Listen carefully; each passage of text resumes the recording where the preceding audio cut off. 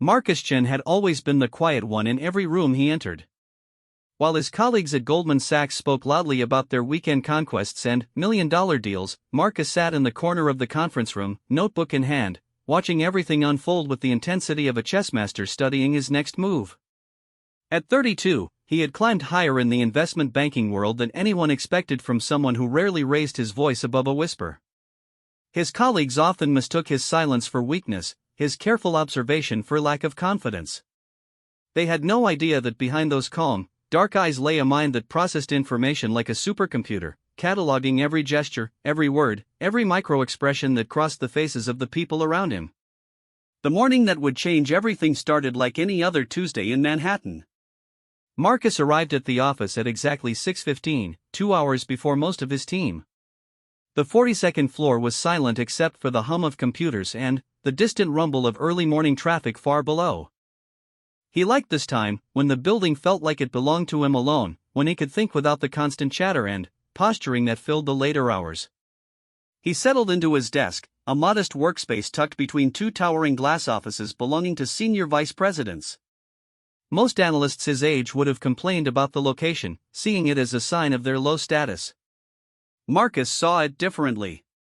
From his position, he could observe the comings and goings of nearly everyone on the floor. He could see who arrived early and who stayed late, who took long lunches and who worked through them, who got called into emergency meetings and who was left out of important conversations. Over the past 3 years, Marcus had filled 17 notebooks with observations. Not about market trends or financial data, though he tracked those too. These notebooks contained something far more valuable: detailed profiles of every person who held real power in the company. Their habits, their fears, their ambitions, their weaknesses. He knew that Janet Morrison, the head of mergers and acquisitions, always ordered the same salad for lunch when she was nervous about a deal. He knew that David Rothschild, one of the senior partners, had a gambling problem that he thought nobody noticed. He knew that Sarah Kim, the rising star everyone expected to make partner next year, was secretly feeding information to a rival firm. Knowledge was power, but Marcus understood something that most people missed. Raw knowledge meant nothing if you couldn't control how and when you used it. The real secret lay in the discipline to keep quiet, to observe without reacting, to gather information without giving any away in return. His phone buzzed with a text message from his assistant. "Mr. Blackwood wants to see you in his office at 7:30. Marcus felt a familiar flutter in his chest, not of nervousness but of anticipation.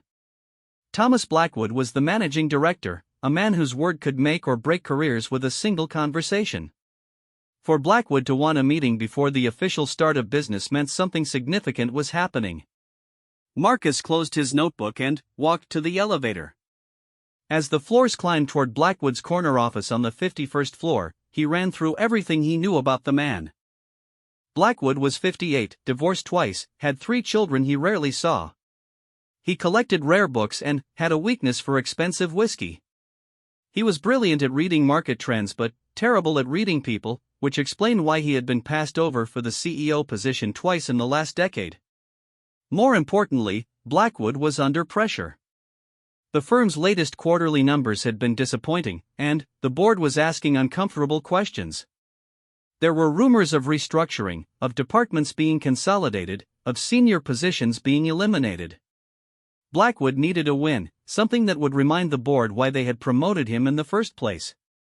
The elevator doors opened, and Marcus stepped into a world of marble floors and floor-to-ceiling windows that offered a breathtaking view of Central Park. Blackwood's assistant, a sharp-eyed woman named Patricia, nodded toward the office doors. "He's waiting for you." Marcus knocked twice and entered. Blackwood stood with his back to the door, silhouetted against the massive windows. He was a tall man, lean from years of marathon running, with silver hair that was always perfectly styled. Without turning around, he spoke in a voice that carried the authority of 3 decades on Wall Street. "Tell me about the Harrison Industries deal." Marcus felt his pulse quicken slightly. Harrison Industries was a mid-sized manufacturing company that had been struggling for the past 2 years. Most analysts had written them off as a lost cause, their stock trading at historic lows. But Marcus had been watching them closely, and he had noticed something that others had missed. Harrison is undervalued by approximately 40%, Marcus said, his voice steady and clear. The market is focused on their recent losses, but they're missing the bigger picture. The company has been quietly restructuring their supply chain and investing in automation technology. Their debt-to-equity ratio looks bad on paper, but it's actually strategic positioning for a major expansion. Blackwood turned around slowly, his pale blue eyes studying Marcus with new interest. Go on. More importantly, Marcus continued, the CEO, Patricia Harrison, is planning to announce her retirement next month. She's been grooming her daughter to take over, but the daughter lacks experience in manufacturing. The board is split on the succession plan.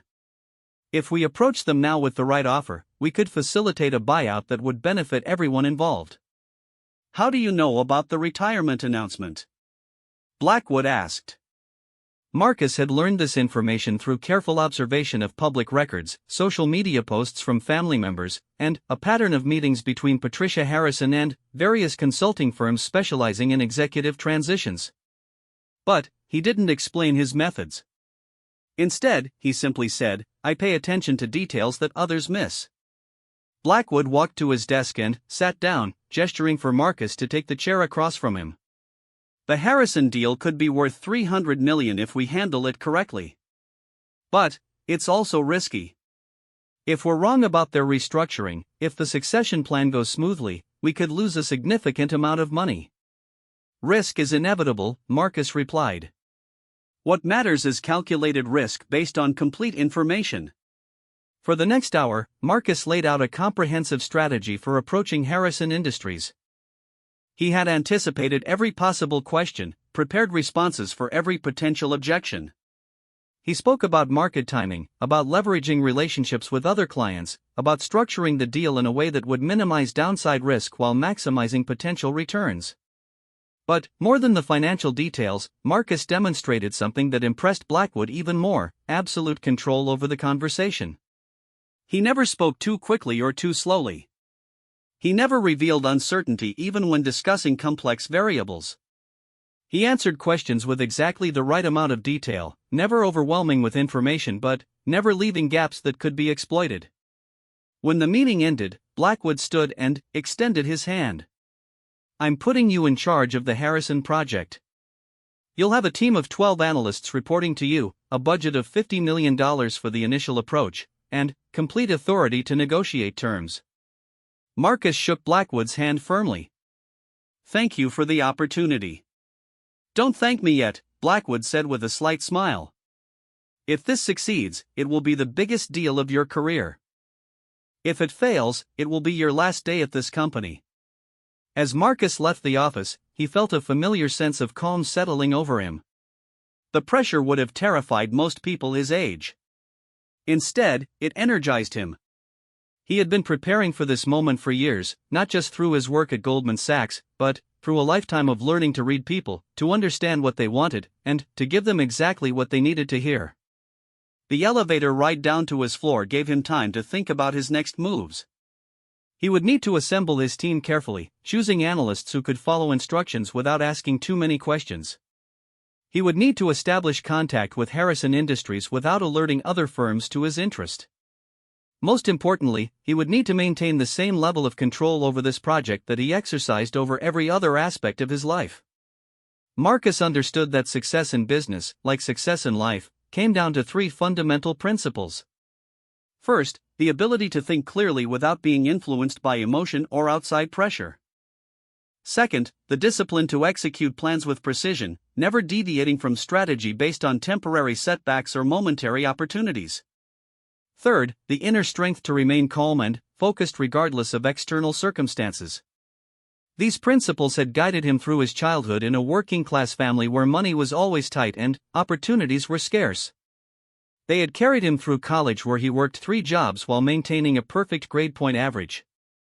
They had sustained him through his first years on Wall Street when more experienced colleagues tried to undermine his confidence and question his abilities.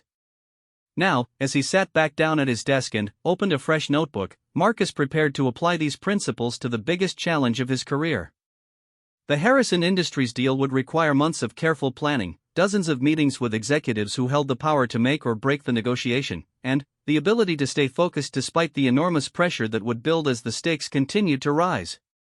He began by writing down everything he knew about each member of Harrison's board of directors. Their backgrounds, their business relationships, their personal interests. Then, he started mapping out a timeline for the approach, identifying key decision points and potential obstacles. Finally, he began sketching out multiple scenarios, planning his responses to every possible outcome. As the hours passed and the office filled with the usual chaos of a Wall Street morning, Marcus remained focused on his work. Colleagues walked by his desk, some offering congratulations on his promotion, others clearly wondering how someone so young and quiet had suddenly been given such enormous responsibility. Marcus acknowledged their comments with polite nods but didn't allow himself to be drawn into conversation. He had learned long ago that people revealed more about themselves when they were talking than when they were listening. Every interaction was an opportunity to gather information, to understand what motivated the people around him, to identify potential allies and obstacles. By noon, he had filled 30 pages with detailed notes and preliminary plans. More importantly, he had begun to feel the familiar sense of clarity that came when he was operating at his highest level. The chaos and noise of the office faded into background, replaced by a focused calm that allowed him to see patterns and connections that others missed. His phone rang, interrupting his concentration. The caller ID showed Patricia Harrison's direct line at Harrison Industries. Marcus smiled slightly as he answered the call. Sometimes the best strategies involve letting the other side make the first move. Mr. Chen, Patricia Harrison's voice was warm but professional. I understand you've been asking questions about our company. I thought it might be better to speak directly rather than continue gathering information through intermediaries. Marcus felt a moment of surprise, quickly suppressed. He had been careful in his research, using only public sources and maintaining strict confidentiality about his interest in the company. For Patricia Harrison to know about his inquiries meant that someone had been watching him as carefully as he had been watching her. I appreciate your directness, Ms. Harrison, Marcus replied, his voice calm and measured. I believe there may be opportunities for mutual benefit between our organizations. I'm sure there are, Patricia said. The question is whether you're prepared to discuss those opportunities openly and honestly, or if you prefer to continue operating in the shadows. This was a test, Marcus realized. Patricia Harrison had built a successful company by being able to read people quickly and accurately. She was challenging him to prove that he could match her level of directness and confidence. I prefer open communication, Marcus said. When would be convenient for you to meet? Tomorrow afternoon. My office. Come alone, and be prepared to explain exactly what Goldman Sachs has in mind for my company. The line went dead. Marcus set down the phone and leaned back in his chair, considering this unexpected development. Patricia Harrison had just demonstrated several things. First, she was more informed about his activities than he had anticipated.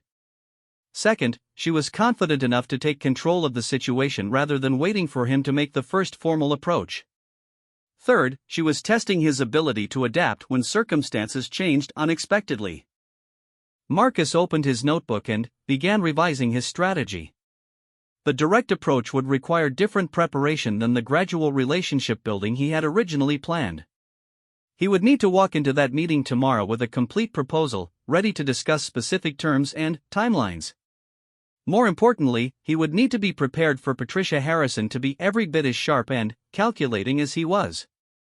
This wouldn't be a typical negotiation where he could rely on superior preparation and careful psychological manipulation.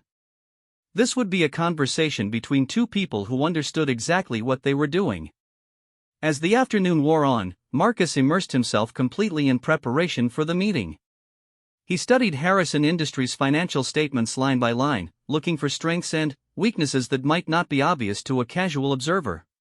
He researched Patricia Harrison's personal history, her business philosophy, her previous negotiations with other firms. By 6 o'clock, when most of his colleagues were heading home or out for drinks, Marcus had developed a comprehensive understanding of what Patricia Harrison wanted and what she was willing to give up to get it. More importantly, he had identified the psychological approach that would be most effective in dealing with someone of her intelligence and experience. The key would be respect. Patricia Harrison was a woman who had built a successful business in an industry dominated by men. She had proven herself capable of making difficult decisions under pressure and had earned the loyalty of employees and customers through decades of consistent performance. She wouldn't respond well to typical Wall Street arrogance or manipulation. Instead, Marcus would approach her as an equal, someone who recognized her achievements and wanted to find a way for both sides to benefit from a partnership. He would be direct about Goldman Sachs' interests while making it clear that he understood and respected Harrison Industries' position. As Marcus finally packed up his notebooks and prepared to leave the office, he felt the same sense of quiet confidence that had carried him through every major challenge in his life. Tomorrow's meeting would be crucial, not just for the Harrison Industries deal but for his entire career at Goldman Sachs. Success would establish him as one of the firm's rising stars, someone capable of handling major negotiations with skill and maturity. Failure would confirm the doubts that some senior executives still harbored about his ability to perform under pressure. Marcus walked to the elevator, already visualizing the meeting, planning his words and responses. He had learned long ago that true confidence came not from arrogance or bravado, but from thorough preparation combined with the inner discipline to remain calm regardless of external pressure. The elevator descended toward the lobby, carrying him toward an evening of continued preparation and a night of restful sleep that would leave him sharp and focused for tomorrow's crucial conversation. Everything he had worked for, everything he had learned about reading people and controlling situations, would be tested in a single meeting with a woman who might prove to be his intellectual equal. As he stepped out into the Manhattan evening, Marcus smiled slightly. After years of careful observation and patient preparation, he was finally ready to prove that quiet intelligence and disciplined thinking could triumph over noise and bluster. Tomorrow would be the beginning of everything he had been working toward.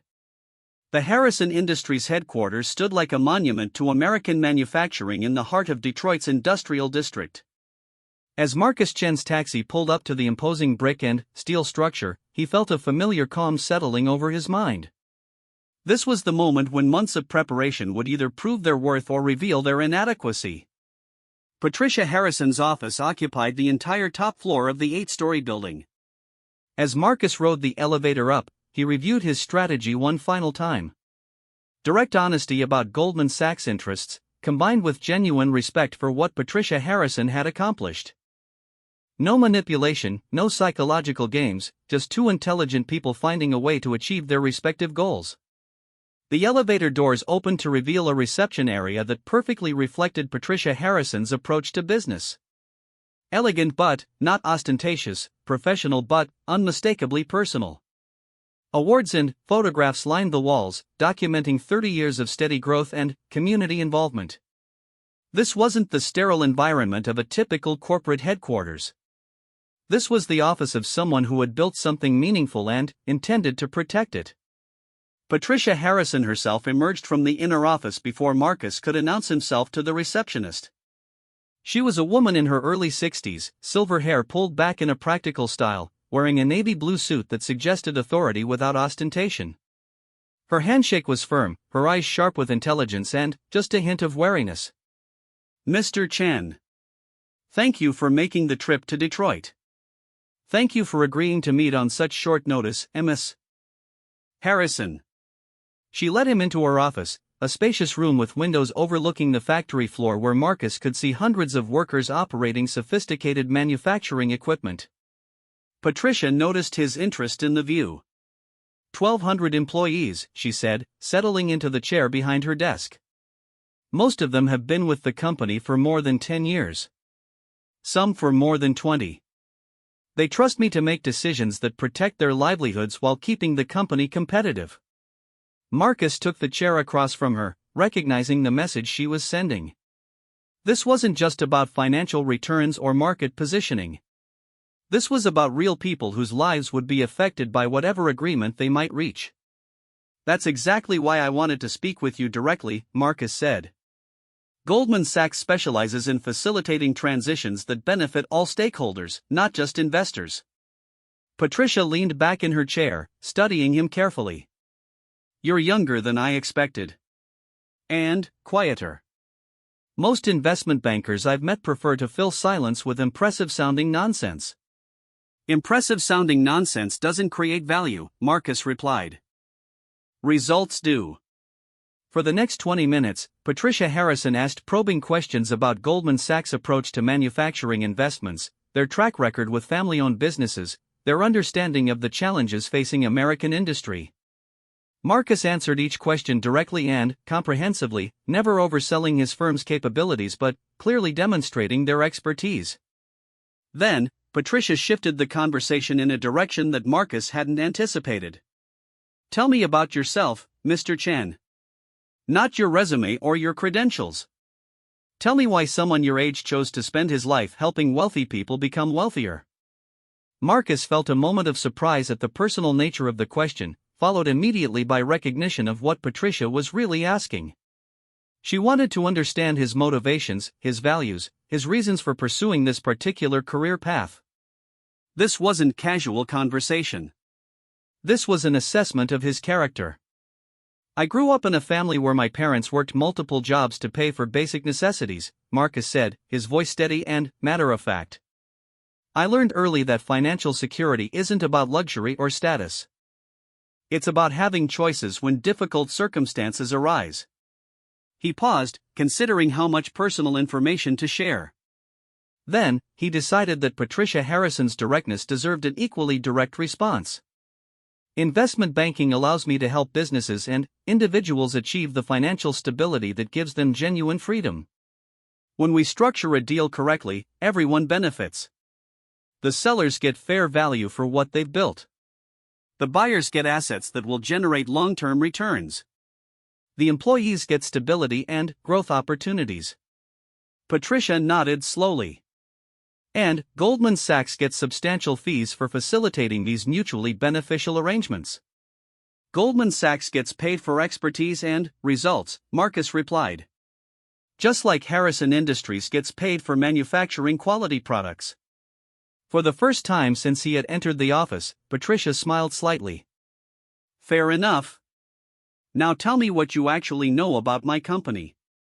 This was the moment Marcus had been preparing for. Over the next 40 minutes, he presented a comprehensive analysis of Harrison Industries' financial position, market opportunities, operational strengths, and strategic challenges. He spoke about their innovative approach to supply chain management, their investments in automation technology, their relationships with key customers in the automotive and aerospace industries.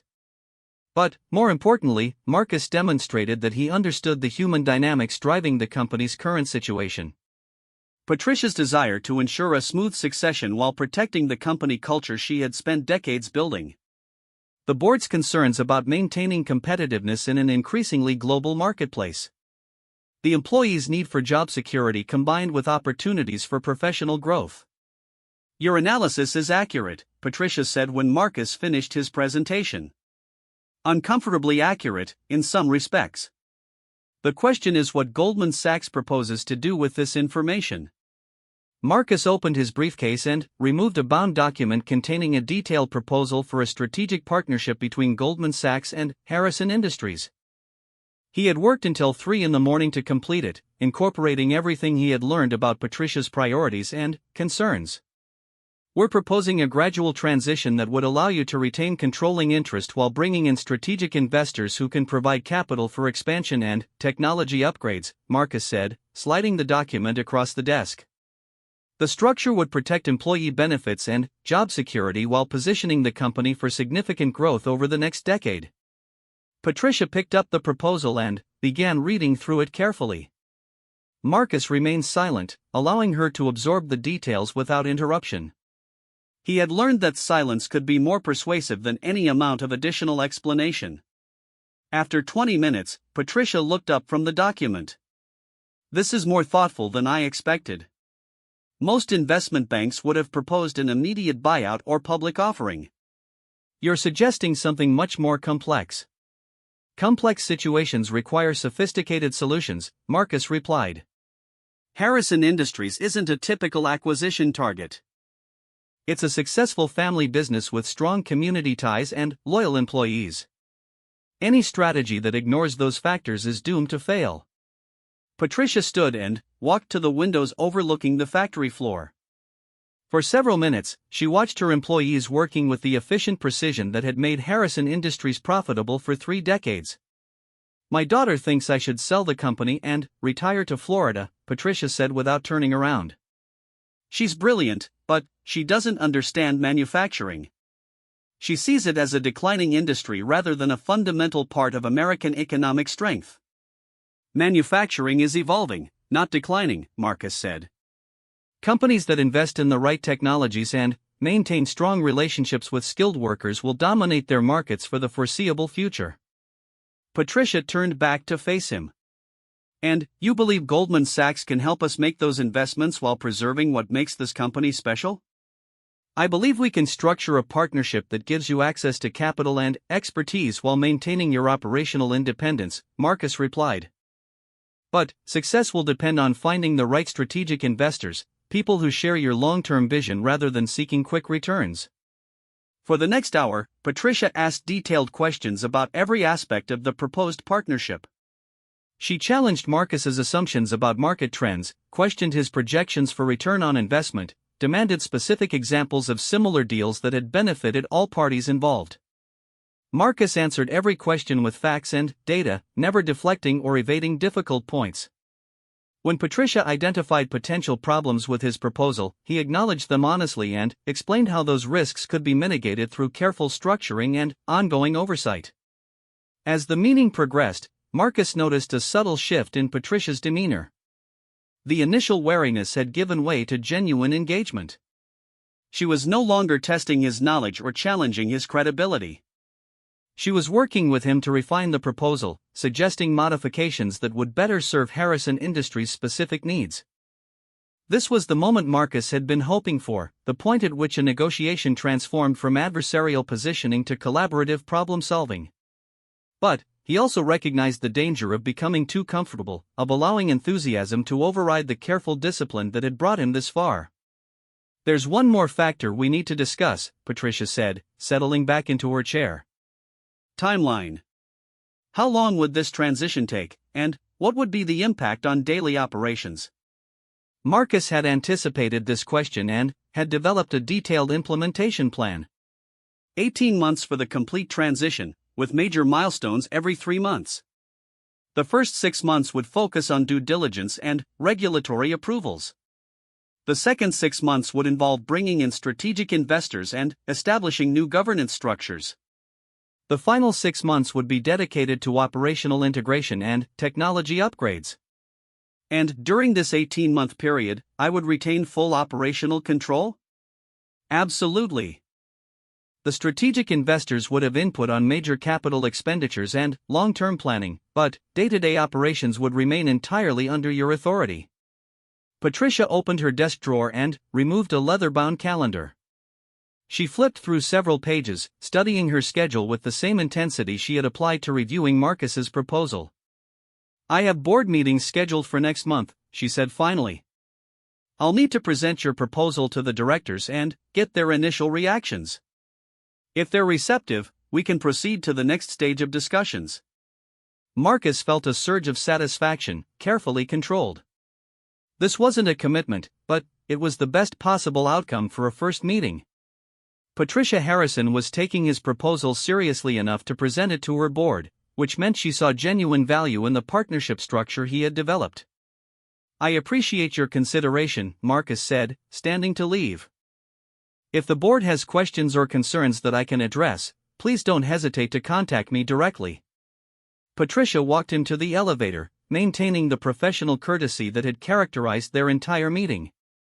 As the elevator doors opened, she extended her hand once more. "Mr. Chen, I want you to understand something. Harrison Industries isn't for sale to the highest bidder. We're looking for the right partner, someone who understands what we've built here and wants to help us build something even better." "I understand completely, Ms. Harrison. That's exactly the kind of partnership Goldman Sachs is prepared to offer." As the elevator descended, Marcus allowed himself a moment to process what had just occurred. The meeting had gone better than his most optimistic projections. Patricia Harrison had engaged seriously with his proposal, asked intelligent questions, and committed to presenting the idea to her board of directors. But, more importantly, Marcus had successfully demonstrated the principles that had guided his entire career. He had remained calm and focused despite the enormous pressure. He had prepared thoroughly while maintaining the flexibility to adapt when the conversation took unexpected directions. He had presented Goldman Sachs' interests honestly while showing genuine respect for Patricia Harrison's concerns and priorities. The taxi ride back to the airport gave Marcus time to plan his next steps.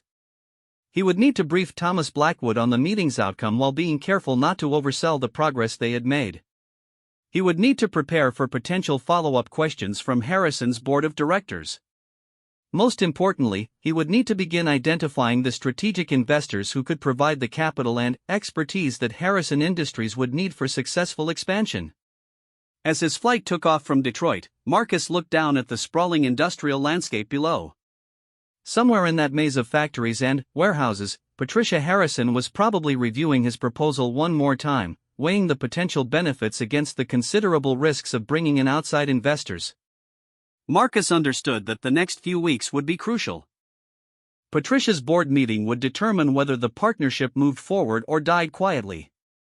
Everything would depend on how effectively Patricia could communicate the benefits of the proposed structure to directors who might prefer simpler alternatives like an outright sale or public offering. But Marcus had confidence in Patricia Harrison's ability to make the case for the partnership approach. She was a leader who had successfully navigated complex business challenges for 3 decades. More importantly, she understood that sustainable success required patience and long-term thinking rather than quick fixes or dramatic gestures. The flight attendant offered Marcus a drink, which he declined. He preferred to keep his mind completely clear during important business transitions. Instead, he opened his notebook and began writing a detailed summary of the meeting, capturing not just the specific points that had been discussed but the subtle emotional dynamics that would influence future negotiations. Patricia Harrison had tested him throughout their conversation, probing for weaknesses in his preparation or character. But she had also revealed important information about her own priorities and concerns. She valued loyalty and stability above short-term profits. She was willing to take calculated risks if they served the long-term interests of her employees and community. Most importantly, she respected competence and honesty more than charm or manipulation. These insights would be crucial as the partnership discussions continued. Marcus would need to structure future proposals in ways that addressed Patricia's specific concerns while advancing Goldman Sachs' strategic objectives. He would need to identify potential investors who shared Patricia's values and long-term perspective. As the plane reached cruising altitude, Marcus felt the same sense of focused calm that had sustained him throughout his career. The Harrison Industries deal was far from complete, but the foundation had been laid for a successful partnership. Everything now depended on precise execution of carefully planned strategies. Marcus opened his laptop and began drafting his report for Thomas Blackwood. He would present the facts clearly and objectively, emphasizing both the opportunities and the challenges that lay ahead. He would recommend specific next steps while acknowledging the uncertainties that remained. Most importantly, he would demonstrate that his approach to the Harrison Industries partnership reflected the same disciplined thinking and careful preparation that had characterized every successful deal in Goldman Sachs' history. Success in investment banking, like success in every other aspect of business, required the ability to think clearly under pressure, execute plans with precision, and maintain inner discipline regardless of external circumstances. As Marcus typed his report, he thought about the months of work that lay ahead. Multiple board meetings, detailed due diligence, complex negotiations with potential investors, regulatory reviews, and countless other challenges that could derail even the most carefully planned partnership. But he also thought about Patricia Harrison, standing at her office window and watching her employees work with the pride and dedication that came from being part of something meaningful. That image reminded Marcus why he had chosen this career, why he was willing to work 18-hour days and accept enormous pressure in pursuit of deals that might benefit everyone involved. The plane began its descent toward LaGuardia Airport as Marcus completed his report. Tomorrow morning, he would present his findings to Thomas Blackwood and begin the next phase of what could become the most significant deal of his career. But tonight, Marcus would review his notes one more time, prepare for the challenges ahead, and maintain the inner discipline that had brought him this far. Success was never guaranteed in the world of high-stakes finance, but careful preparation and clear thinking created the best possible conditions for positive outcomes. As the lights of New York City grew larger through the airplane window, Marcus closed his laptop and prepared for whatever came next. 6 months after his initial meeting with Patricia Harrison, Marcus Chen stood in the boardroom of Harrison Industries, watching the final signatures being applied to the most complex partnership agreement he had ever structured. The journey from that first conversation to this moment had tested every principle he believed in about patience, precision, and inner discipline. The partnership had almost collapsed 3 times. Once when Patricia's board initially rejected the proposal as too complicated.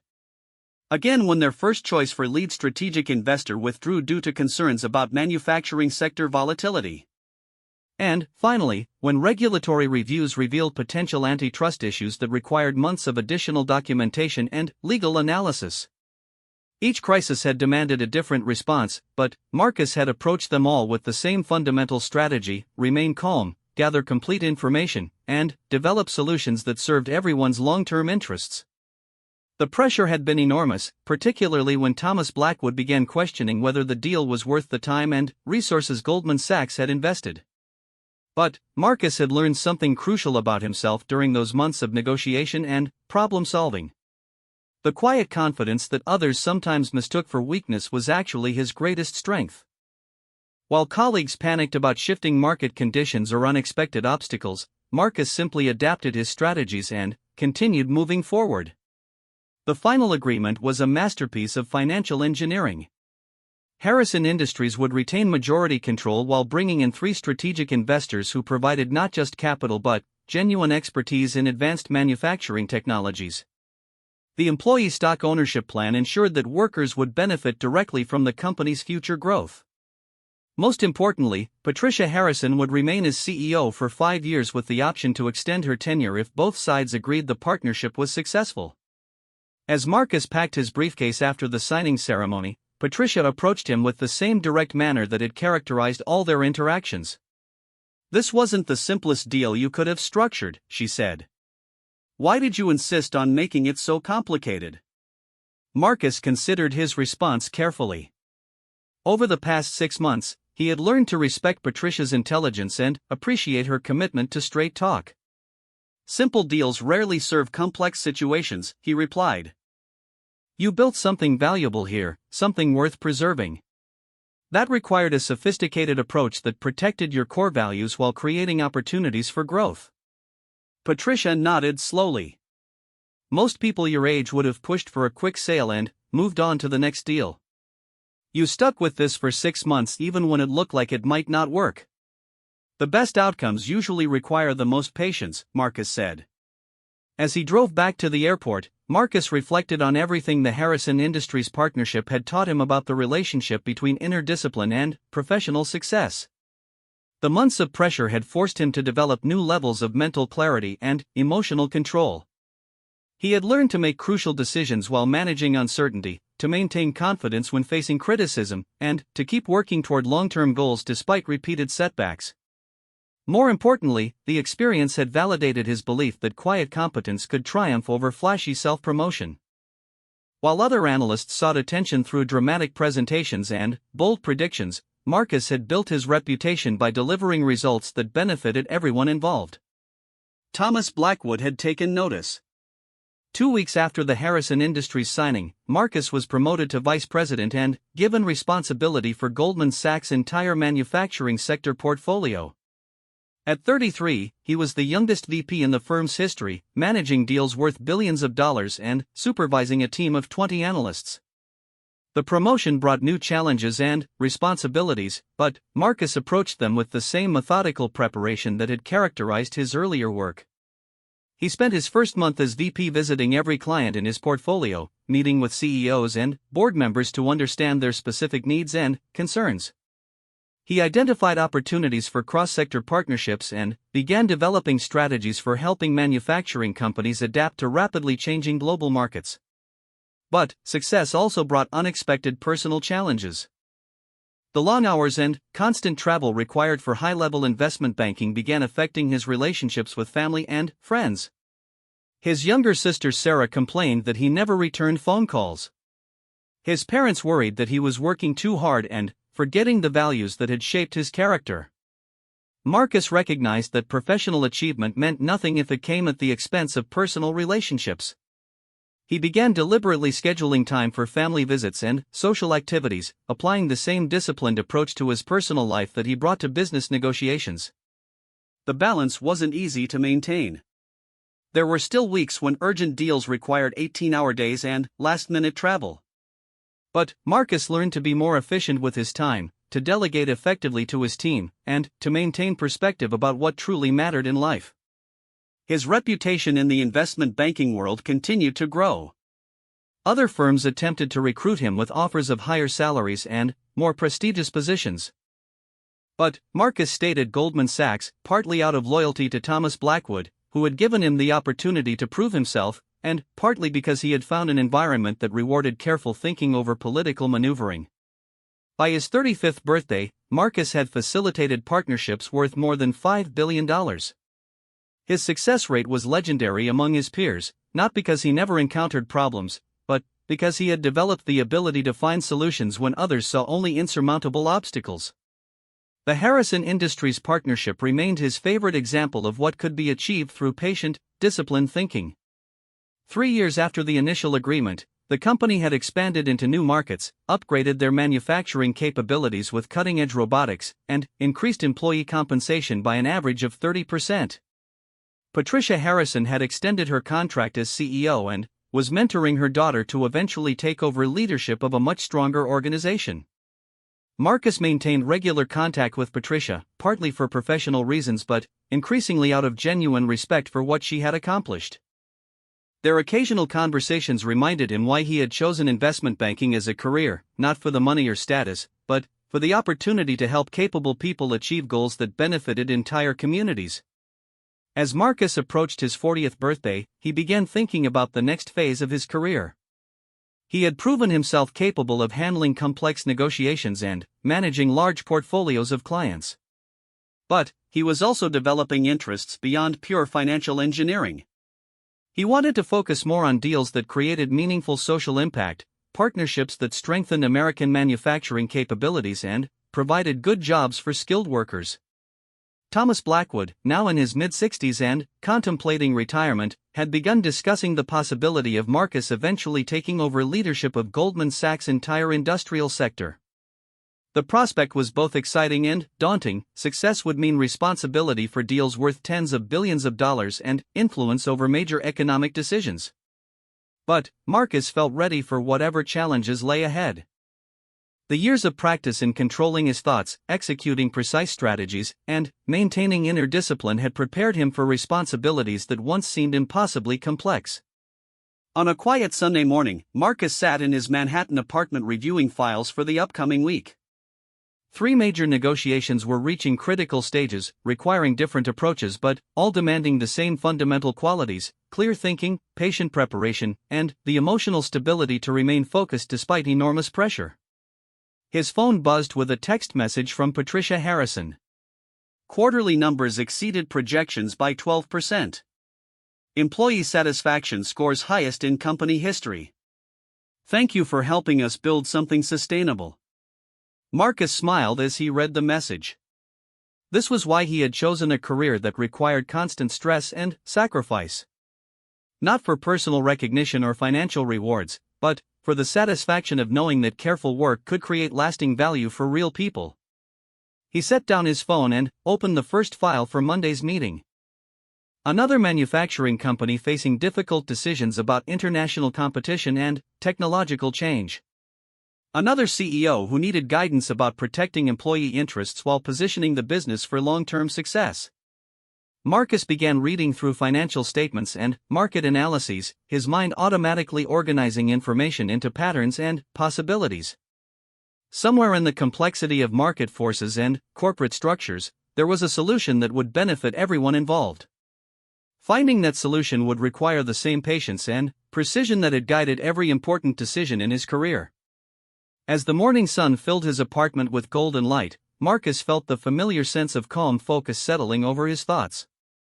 Another week of high-stakes negotiations lay ahead, another opportunity to prove that quiet intelligence and disciplined preparation could triumph over noise and chaos. The city below was awakening to the sounds of traffic and construction, millions of people beginning another day of work that would collectively shape the economic future of the nation. Marcus understood his small but significant role in that vast enterprise. Every deal he structured, every partnership he facilitated, every problem he solved contributed to the complex web of relationships that sustained prosperity and opportunity. He had learned that true power didn't come from making noise or demanding attention. It came from developing the ability to think clearly under pressure, to see solutions when others saw only problems, and to maintain unwavering commitment to principles that served long-term success rather than short-term gratification. Marcus closed the file and prepared to begin another day of applying those principles to challenges that would test everything he had learned about himself and the world of high-stakes finance. The work would be demanding, but he was ready for whatever came next.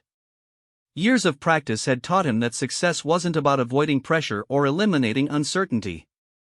Success was about developing the inner strength to perform at the highest level regardless of external circumstances, to maintain clarity of thought when others were overwhelmed by complexity, and to execute precise strategies even when the stakes seemed impossibly high. These were the secrets of genuine power, not the temporary influence that came from position or wealth, but the lasting effectiveness that came from mastering oneself first and, then, applying that mastery to serve purposes larger than personal ambition. As Marcus prepared for another week of negotiations and decisions, he carried with him the quiet confidence that came from years of proven performance under pressure. Whatever challenges lay ahead, he was ready to meet them with the same combination of hushed thoughts, precision strategy, and inner discipline that had guided his entire career. The phone rang, signaling the beginning of another day in the high-stakes world of investment banking. Marcus answered with his characteristic calm, ready to apply everything he had learned about the relationship between self-control and professional success. In a world that rewarded noise and drama, Marcus Chen had built his career on the opposite principles. He had proven that quiet competence could achieve more than flashy self-promotion, that patient preparation was more valuable than quick reflexes, and that inner discipline was the foundation of all lasting success. The conversation that began with that phone call would be just another opportunity to demonstrate these principles in action, another chance to create value through careful thinking and precise execution. Marcus was ready for whatever came next, confident in his ability to maintain clarity and focus regardless of the pressure or complexity involved. This was what mastery looked like, not the absence of challenge, but the capacity to meet any challenge with calm confidence and disciplined thinking. Marcus had spent years developing this capacity, and now he would continue applying it to serve purposes that created lasting benefit for everyone involved.